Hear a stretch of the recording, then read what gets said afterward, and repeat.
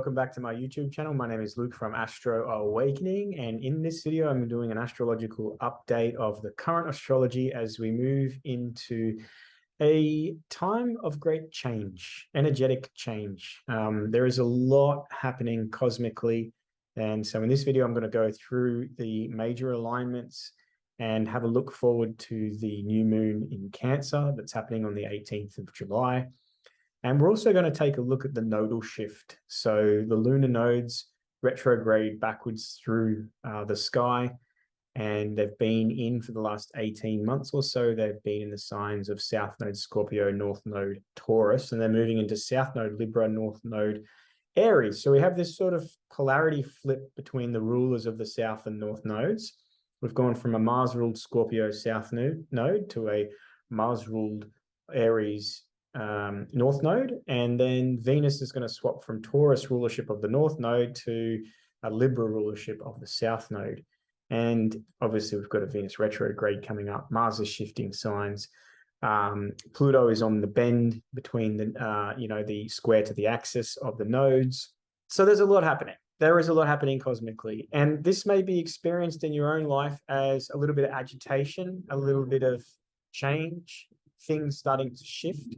I know the Capricorn full moon was a big full moon for a lot of people, myself included, and a lot of stuff coming to light with regards to the stories of the past in relation to failure, unworthiness, inability to achieve and succeed, where you've been holding on to those stories about yourself. So let's take a look at the astrology and dive right into it. As always, I appreciate your feedback. If you want to drop a comment or hit the like button, that'd be much appreciated. So I've had a lot of people reach out to me directly over my video in relation to the 4th of July in the US and the US birth chart and what's happening. And they've asked me to do the same breakdown for Australia. So the next video I put up on YouTube will be a breakdown of the birth chart of Australia and what's happening for us energetically on a collective conscious and unconscious level, especially as we move towards this polarizing referendum that's happening with regards to the voice to Parliament. And so I'm going to have a look at the chart and see what I can see in relation to that, as well as what we can expect,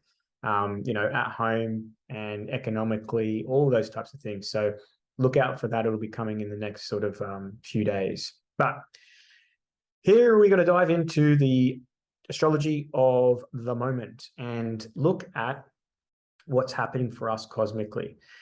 And at the moment, the big story is really the nodal shift, with the nodes moving back a sign. That happens sort of every 18 months or so. And the nodes will spend about 18 months in each sign, and they take about 18 years to go through the zodiac. So at the time of shooting this, we were in the third quarter waning square of the lunation cycle, and the moon's just moving over the top of Chiron. The sun is also in Cancer, the sign of the moon, and it's moving into a square with Chiron as well, as this moon sort of activates that. And when we've got Chiron and moon energy, we're dealing with a lot of our subconscious wounds. And our subconscious wounds, what happens is when we are wounded and we're hurt, we tend to push that feeling of whatever that emotion is down into the unconscious and the subconscious. And we think that the best way to deal with whatever it is to push the feeling away, right? I don't want to feel that. I don't want to feel sadness. I want to feel hurt. I don't want to feel abandonment. I don't want to feel rejection. I don't want to feel it. So we push it to a place that we don't have to feel it. However, what happens is that emotional charge doesn't disappear. It gets stored, and it gets stored within our physical body. And when we're storing an emotional charge, a negative emotional charge in our body, we will tend to unconsciously manifest certain realities that help to trigger that particular unconscious emotional energy. So it's like we can trick ourselves into thinking we're okay, no, I'm okay. But if we haven't actually moved through the feeling of whatever it is, and we're holding on to it, energetically, we're going to be attracting those types of experiences in that hit and resonate at the same frequency as that emotion we're trying to avoid. So with Chiron square the sun, or the sun moving through a square to Chiron, we may become a little bit more sensitive than normal in relation to what our buried triggers are. So how that may play out for you is that you may have people in your lived experience at the moment that are behaving a certain way that's triggering your unconscious, subconscious, stored emotional wound. And the square can mean that sometimes there is this sort of unease or this tension or this reactiveness. So what you would want to be mindful of at the moment over the next few days, the peak of this alignment is on Wednesday this week. What you want to be mindful of is that you're not unintentionally perpetuating that hurt by reacting negatively to others based on how you're feeling inside. You know, so this person reminds me of my mother, or this person reminds me of the person that hurt me. And, you know, that's, you know, then all of a sudden you unintentionally respond negatively towards them or someone else. You maybe act out, be impulsive, reactive, you know, quick to temper. And, you know, when Cancer energy gets threatened, it can get really defensive. So we can put up the walls really quickly, and we can be like the, you know, the crab that's like, like, what, you know. So often that's just trying to defend ourselves from having to actually feel what it is that we're burying.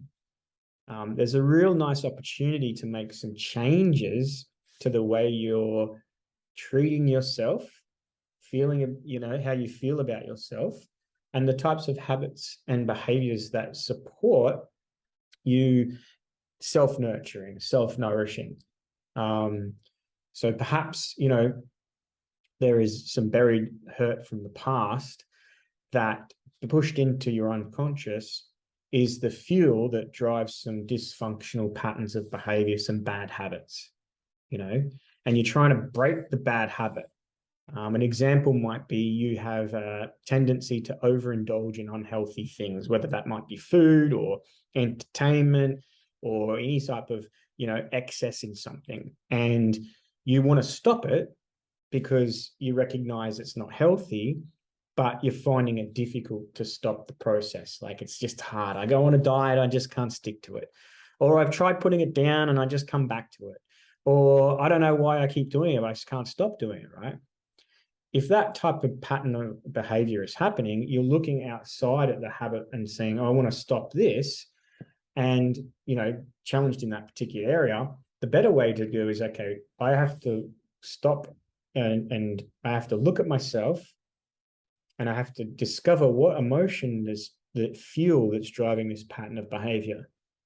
And it'll most likely be a difficult or a heavy emotion that you don't want to feel, that reminds you of an experience of the past, and you're trying to avoid it.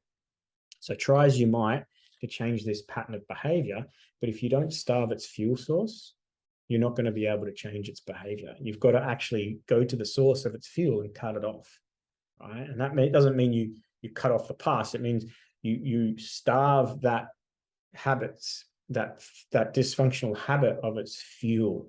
And the fuel is the feeling. The fuel is the feeling. That's what emotional energy is. It's the fuel. So being honest, being deeply reflective at the moment is an opportunity to sort of sit and go, what am I avoiding here? What am I not willing to feel? And then finding a place, a container, a support, a method, a process, a practice for you to process that emotion. To process an emotion is to feel it, to express it, to let it out, to release it. If it's anger, get angry. If it's sadness, be sad. If it's frustration, get frustration, right? Whatever it is, it's to find a safe, functional way for it to release.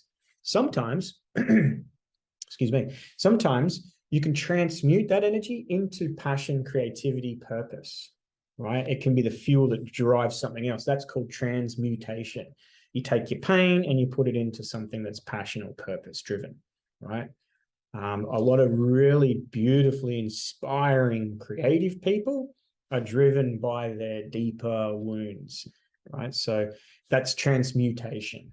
And you just think of people like Kurt Cobain, right? Now, obviously, he's no longer here because whatever it was that he was holding or refusing to confront was obviously more powerful than his will to remain alive. But if you look at and listen to his music and the lyrics and the style and his diversity and his uniqueness, was driven by a lot of his own inner demons and things like that. So ultimately, if it can be transmuted, fantastic. But if it can't, it needs to be processed.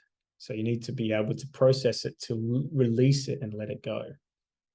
So now with the sun in square to Chiron, just be aware.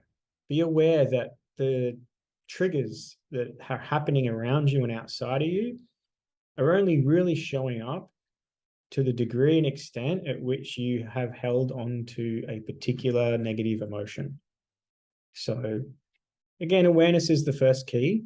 And if all you can muster at the moment is some awareness, absolutely beautiful. If it's too deep, too hard, too embedded, too difficult, that's okay also, right? The awareness is the first step in the process. It's just to become aware. So, I really need to deal with this. I really need to do something about it. The worst thing you can do is if you continue the dysfunctional bad habit, knowing you shouldn't, and now you have the awareness, the worst thing you can do is then start beating yourself up for continuing to do it. Sometimes we need to just play out a role for a while until we find the right path through it, get the right support, open the right key to the right lock to get halfway through it. So if you are, overindulging in whatever it might be, and you recognize the reason why, but you still haven't yet got the courage to overcome it, don't beat yourself up. Just be where you're at. Everyone's doing the best they can with where they're at and what they've got. And once you come from that place, you stop putting the pressure on yourself, because if you put pressure on yourself, you're likely then to continue the bad habit in a self-sabotaging way, because it's sort of self-reinforcing, self-validating. See, I am no good. Oh, I feel shit. Might as well just do the shit thing. See, I'm no good, and just continues this cycle and pattern. So the square is an ability to sort of become aware of those things. The good thing is the Scorpio South Node is moving into Libra, and the heaviness of the past might be able to be released a little bit, or the pressure on us from dealing with the heaviness of the hurt and the deeper buried Scorpio emotions of the past. Saturn is still in Pisces, so he's bringing to life and reality in tangible ways any of our stories of victim in particular. And a victim is when we've become the victim of our life or our past or others. And it's a natural part of the process as a defensive mechanism to blame, to sort of externalize. But the victim leads to a place of disempowerment. And it's okay to be from time to time in that state. But if we maintain ourselves in that state, it becomes a predisposition or a temperament, then we're going to continue to bring in experiences in our life that reinforce victim. And when you reinforce that victim archetype, everyone is to blame except for you. When everyone is to blame except for you, you become completely helpless to make any changes. So if you're in that state at the moment, maybe it's awareness around the ability to go, okay, I'm playing the victim here. I need to stop playing the victim. So right now is a really good time in relation to the bigger picture to seek out the right type of support for you to be able to do your work, to do the work.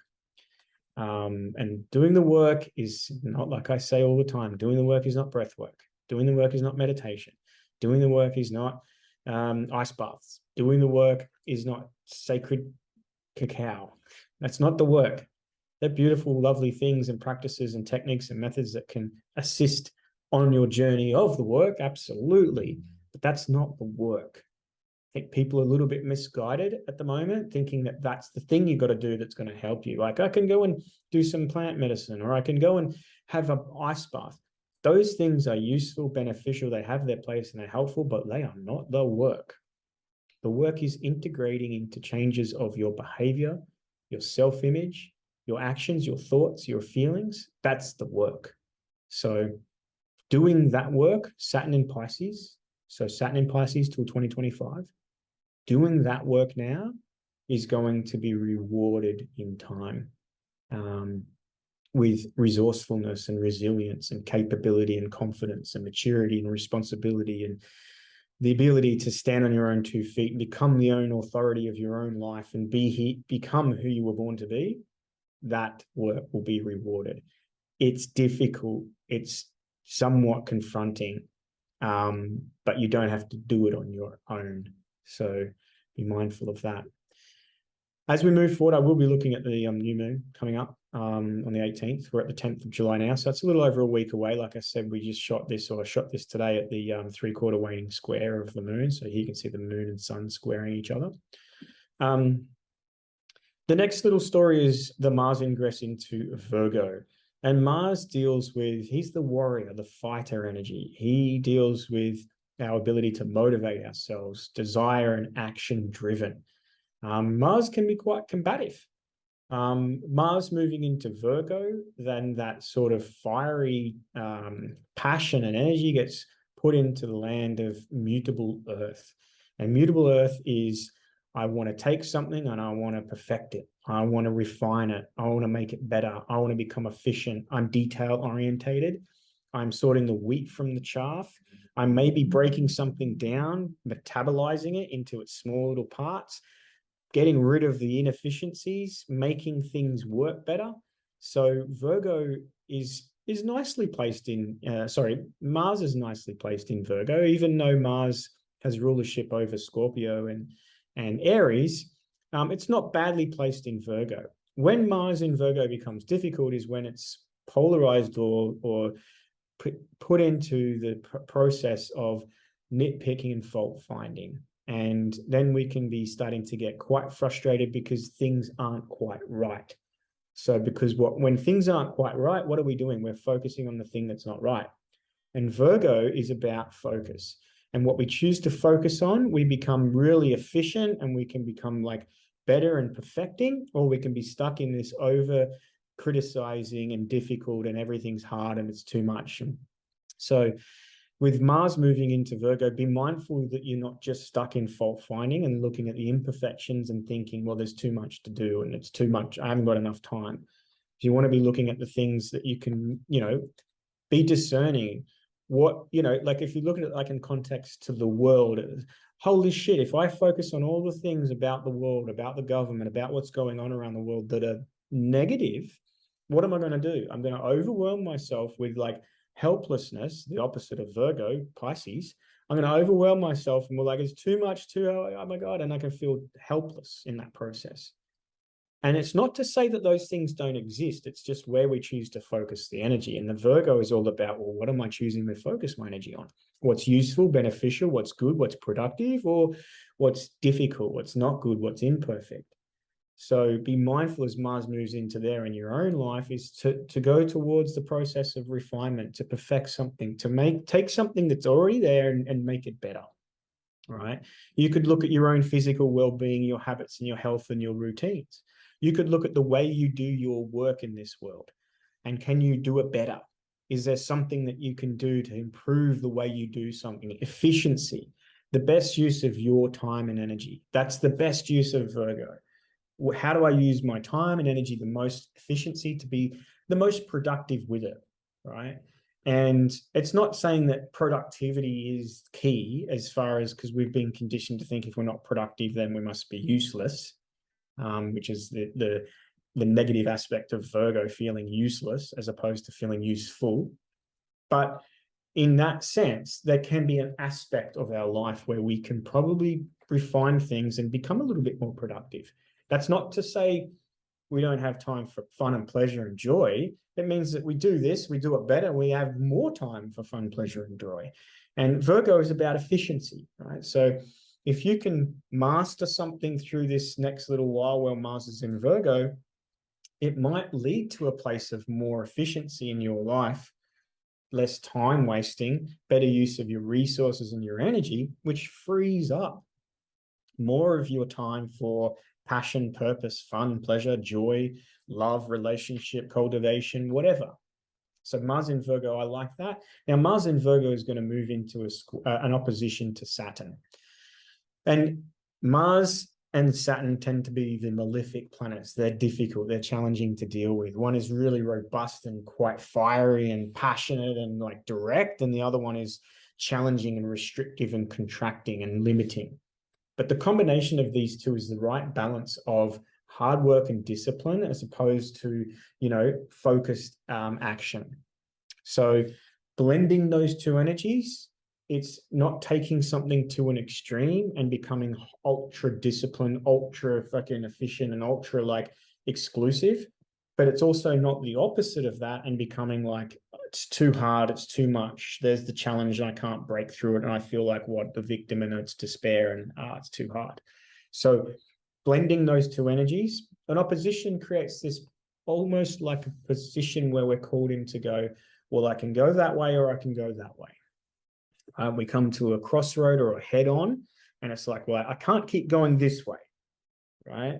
So with Mars moving into an opposition to Saturn, you could look in your life when it comes to your routine and your habits in particular, and the way you do things. Virgo, Virgo, Virgo. So the work you do, your health, your daily life, your routine. And you could say, where do I need to make some improvements? And think too that I can't keep going dead on to this, especially if it's not working, right? And with the opposition of Mars and Saturn, you make a choice. I go this way or I go this way, but I can't go that way. So the path through that, you'll know what you need to do. Be kind to yourself, love yourself through it, and ask yourself this: what would the highest version of myself do in this moment? And then follow that direction. Just ask the question and go with the first answer that comes up. The ego comes in afterwards and goes, yeah, but what if and maybe. But if you say, what's the highest version of, what would the highest version of myself do? The first answer is the answer. The second you doubt that, that's ego land. And you just have to trust that that answer is right. There will be an aspect of this opposition, especially if it's playing out for you. So if you're a Virgo, Pisces, Sag, or Gemini, this could be more significant. I happen to be a Virgo, where there'll be an aspect of this where you can feel a little bit of the conscience coming through. And the conscience is the voice of Saturn. And the conscience will go, yeah, probably should do that. And this would be a moment where I would say it's probably a wise person that listens to their conscience. Because when your conscience is clear, you're not carrying anything. You're not hiding from anything. You're not burdening us. They have a clear conscience.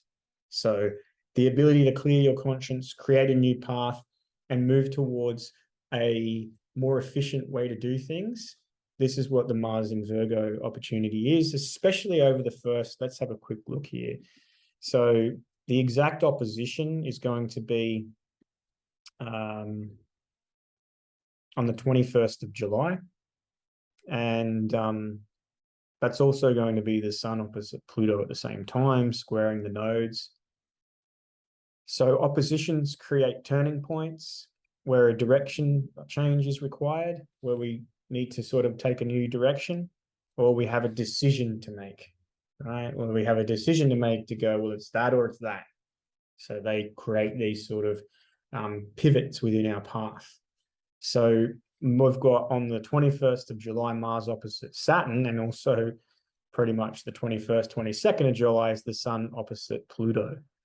And then the Sun opposite Pluto is directly square. The nodes they've moved into Aries and Libra, and that happens, the nodal shift happens on the 18th, which is around the time of the new moon, which we'll get to shortly. So you could see that the end of Cancer and into Leo, which has taken us through the end of July, we're getting to a point of quite volatile energy of shifts, changes, new pathways, old endings, and new beginnings. So you might be feeling that now. You might be feeling a little bit of agitation, a little bit of like unsettled energy coming through. And that's quite normal because we're probably energetically coming to a bit of a change point. So let's just backtrack a little bit. I want to quickly go into Mercury. Mercury is going to, as I'm making this video, Mercury is in opposition to Pluto, and Mercury is going to move into Leo. Mercury in Leo brings self-awareness to our thoughts and the way we see ourselves and how we express ourselves. So in Leo, it can be like, I want to be the center of attention, or I need attention. And certainly the way we're seen, how do we see, how do we show up? And then Mercury rules over our mind, our intellect, and our thought process. So we might be starting to think about ourselves differently. We might be starting to see ourselves and our self-image differently. So, you know, that's not necessarily a major transit or anything, but there's a little subtle shift of energy. And moving on from that, we'll go and have a look at now the new moon. I'll try and speed this video up because I can, as you know me, I can linger on certain things for some time. So the new moon is roughly, it's at 24 degrees of Cancer. We'll have a quick look at the Sabian symbol. I'm going to put the Sabian symbol up shortly. And it's happening around 4:33 in the morning of the 18th of July. 24 degrees Cancer. So it's loosely sextile Uranus. It is loosely trine Neptune, and it is loosely opposite Pluto. So the big three are aligned to this particular illumination, not directly via aspect, but the Neptune-Pluto, it's becoming more important because that's an applying aspect. In other words, 24 degrees, 27. So over the next 3 days, the sun will move into a trine to Neptune, and then it will oppose Pluto. So they're building in energy, whereas the sextile Uranus is at 22 degrees, so the lunation's happening 2 degrees after it. So it's aligned in sense, but it's a separating alignment. So it's losing. Imagine like you have a bell curve, right? That starts here and goes up, and there's the peak and there's the bottom. Well, on the way up to that peak is an applying aspect, and on the way down and away, it's losing energy, and that's the separating aspect. So the main aspects really that I want to draw attention to are the trine to Neptune, the opposition to Pluto. And the trine is a swift of energy. And, you know, we can start to bring in with Neptune in Pisces trine the new moon. This lunar cycle might be about bringing more spiritualized, bringing a more spiritualized aspect into your life, or looking at things more idealistically. Being able to tune into your intuitive and your imagination a little bit more deeply. We've got water sign energy here, so it tends to be more sensitive, receptive, psychic. So those energies might start to be enhanced a lot with this. I would say off the back of the Capricorn full moon that we have, and now we have the Cancerian new moon, this is going to be a period where the month ahead, we're going to be probably more intuitive than normal, more sensitive than normal.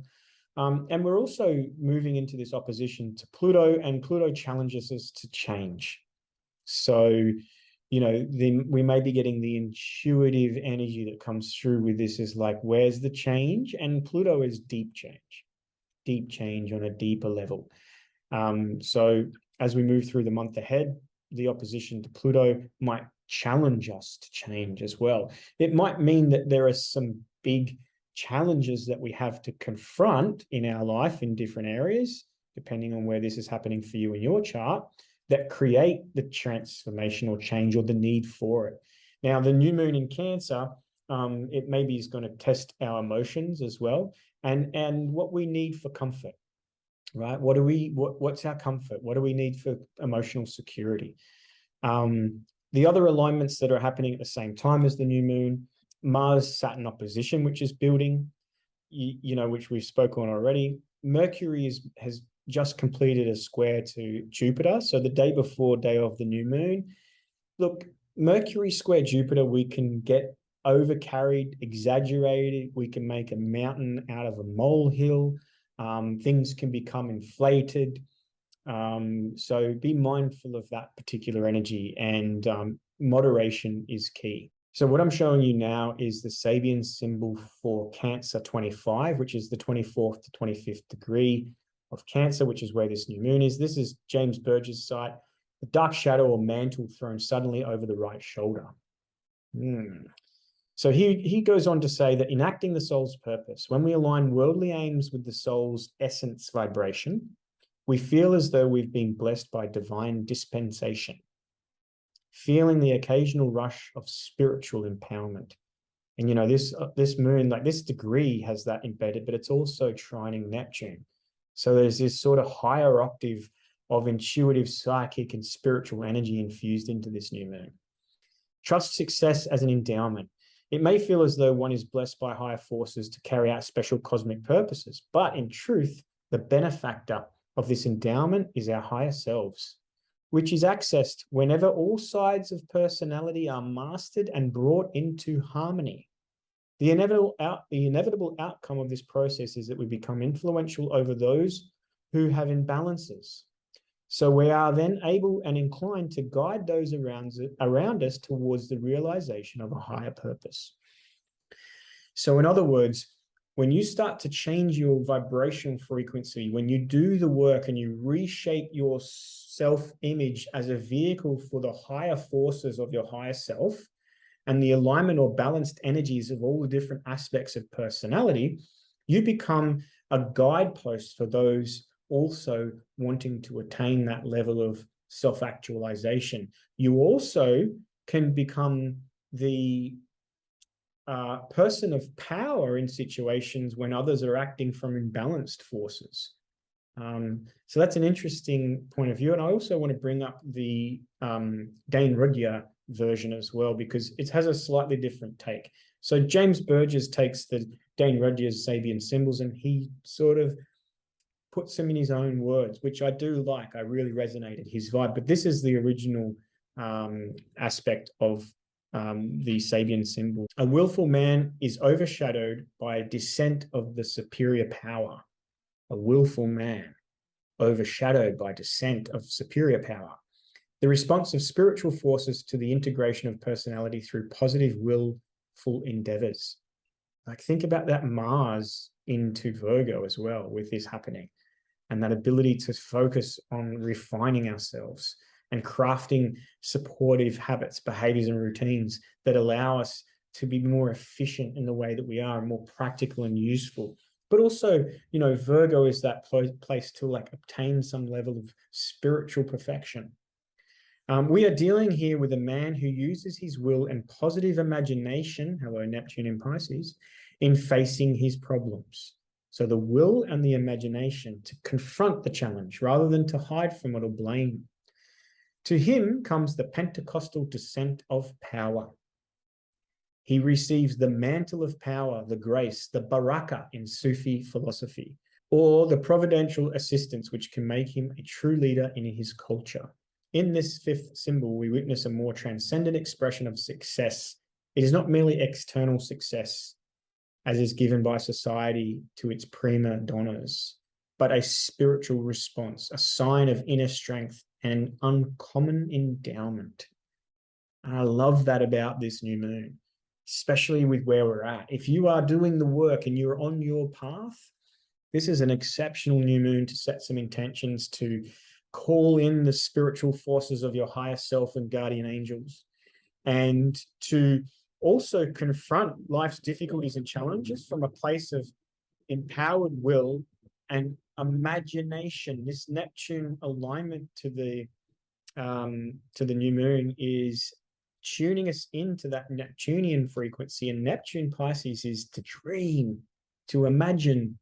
The imagination is limitless, and it has the potential to be able to completely imagine a whole new reality for us and a new way or path forward through our difficulties. So tune into those frequencies. So the last thing I'm going to finish this video on is the nodal shift, and this nodal shift is going to bring the dynamics into self and other, basically. Self and other. So anyone with this natal placement of South Node Libra, North Node Aries, right? So it's happening here, it's happening here on the 18th of July for Australians. Anyone with a natal placement of South Node Libra, North Node Aries, you're having your nodal return, but you're also learning how to let go of putting others before yourself and learning how to put the self first. The fear is that if I put myself first, no one's going to like me. No one's going to want me. And the reality is, if you continue to live in that paradigm, you are going to not be authentically truthful. You're going to create challenging and imbalanced relationships because you're going to have to think, who do I need to be to get what I want? Because I can't be what I want because otherwise I'm going to be rejected. And the reality is, if you be you and true to you and what's right and do what's right for you, the people that reject that, the people that have a problem with that, that's not you, that's addressing an incompatibility. There is a problem there. If you continue to have a reality with those people in it, you're going to have to continue to be not you in order to maintain those connections. So Aries is about me, my will, I am, assertiveness, directness. I put myself first, less consideration of others, more I'm most important. Taken too extreme, I'm arrogant, I'm inconsiderate, and I'm self-centered.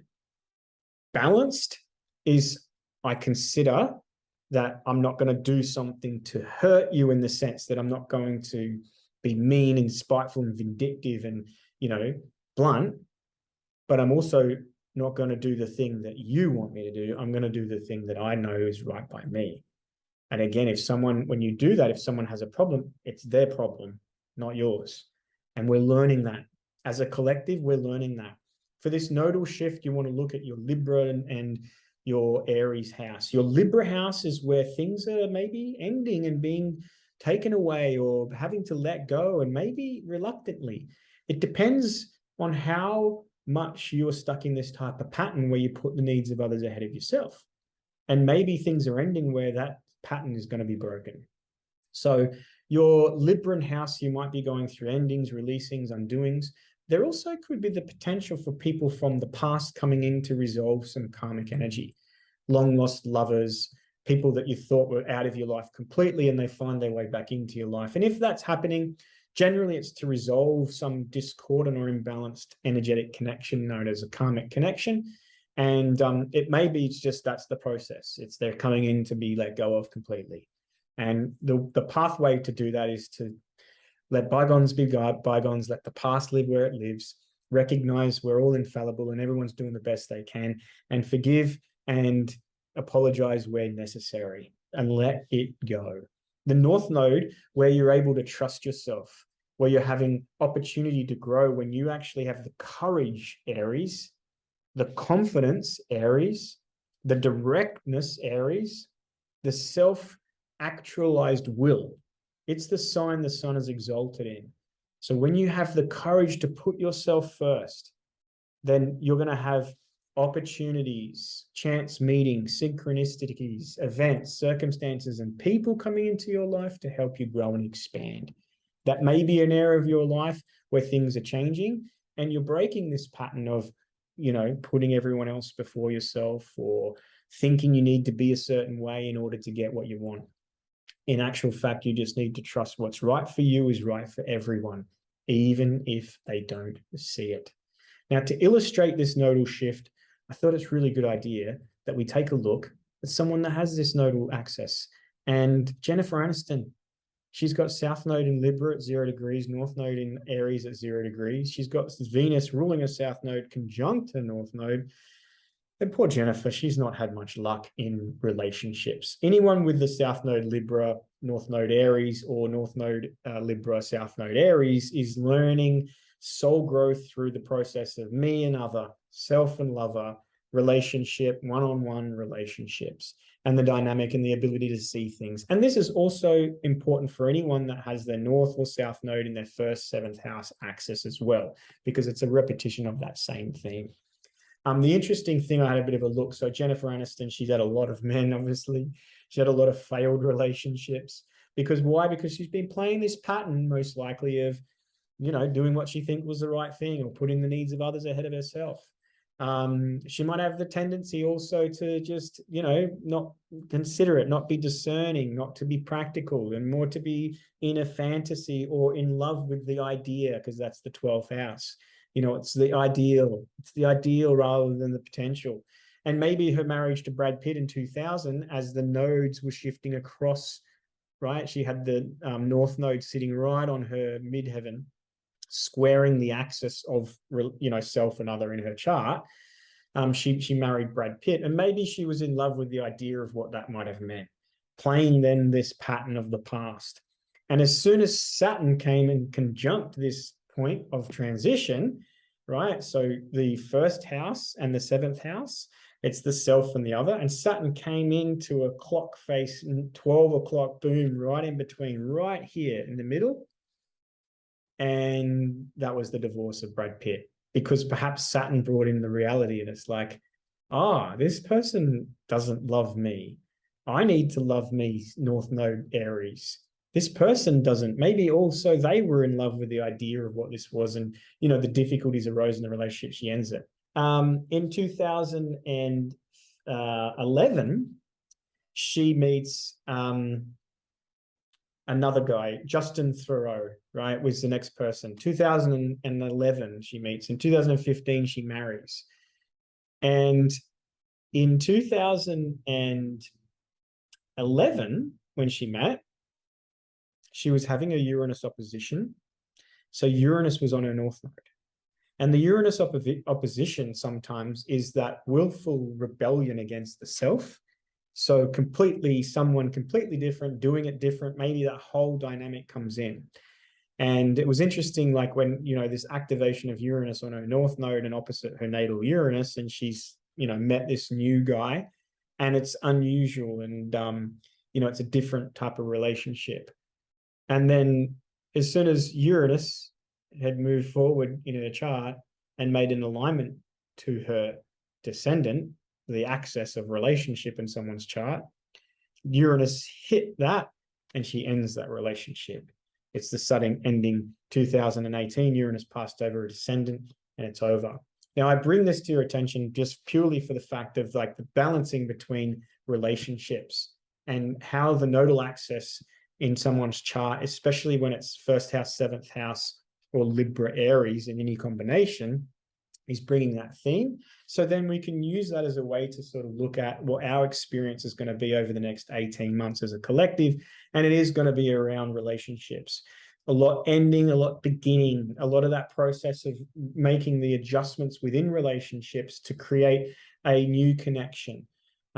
So where there is difficulty and challenge, know that this nodal axis is going to highlight that and maybe bring potential experiences into your life for that to be really consciously understood.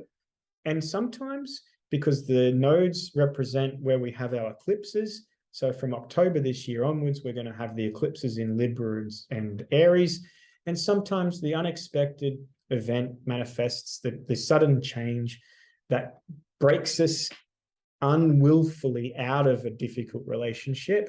And if that's happening for you, you could almost say there's a little bit of fate involved, because the nodes are a lot connected to our dharma and our karma, and where we have fate sometimes intervening. It's almost like the higher self, right? So, well, you're not going to do it, so let me do this process for you and bring about karmic endings, but also beginnings as well. So it's not all doom and gloom and, oh my God, what's going to happen? Know that during this nodal transit of these Libra and Aries, that know when it comes to the area of life, not only of your houses related to your Libra and Aries house, but also relationships in general, know that the types of changes that are most likely to occur are to help you grow and align and to learn how to put yourself first, and know that you can. And if others don't see that, or if others aren't, as supportive of that, that's okay also. We're all different, right? Different strokes, different folks. So love yourself through the journey. So that's my update for you guys. So I love your support, your messages, the liking, the sharing. As always, I'm available for astrology readings, remote or in-person energy healings. Past life regressions are now done remotely as well as in person. If you want any information, there'll be a link in the notes below. Have a really good few weeks ahead. I'll be back with an update on the Australia birth chart. Until then, peace out, guys. One more thing I'm going to start doing, which I do in my in-person and online readings, and I've been doing this for many, many years, is I pull an oracle card before the session, tune into the client's energy, pull a card, make it random, leave it to the side, reveal it at the end. So I'm going to start doing that with my YouTube updates for you guys. The card I pulled for the collective is this card here. I like to call it Aloha Kiaku, Blessings of the Supreme Being. And this is what it says for this card. I shall read it and you can watch it on the screen. Aloha Kiako, the divine is love. This message you must take forward for the month ahead through this transitional period. This is important for you guys out there to hear. The divine is love, the supreme being from which all of life manifests a blessing for you. The realm of the heart is love's temple. When you enter the heart, you gain access to the great one, to the mana, the power, the authority and grace and magnetism to manifest your divine destiny. Trust in what is meant for you. Surrender doubt and disconnection in favor of love and respect for the great one. And you shall live your life true to your destiny with joy in your heart. Love can and will conquer all. A blessing is coming to you now. Things do not need to be complicated. When you're confusing yourself with too many variables and too much information or fear and doubt, focus on filling your heart with love and let everything else go. The Great One will handle all matters in your life if you open your heart to divine guidance and let go with faith. This will not make you passive, rather it will allow you to feel inspired and to take only the most helpful actions. This oracle indicates an answered prayer and that Divine One has you covered in a situation of concern to you. You are healing and deepening your relationship with the divine. And the final card I want to share is one from my beautiful friend, astrologer mentor, Deborah James, and her card is Stretching Up. So this is another sort of reinforcement of the same idea, a message for the collective. You are searching for something. Be sure you know what you want. Is it something you must have? It's not available yet. You're not ready to receive this gift. Patience is needed now. There is a process to complete before it will manifest. More personal growth is required. The law of attraction loves gratitude and joy. Reach for joy and you will find your gratitude. With gratitude comes abundance. And that's beautiful reinforcement of the same idea. Again, it's a random pull. So hopefully there's something in that for you guys. I will also leave you with this. I have left the Venus retrograde out of this video for one good reason, is because I'm going to devote a whole video just for Venus retrograde. We'll have that coming up along with the Australia breakdown, all that and more. Again, take two. Peace out. Love you guys. Cheers. See ya.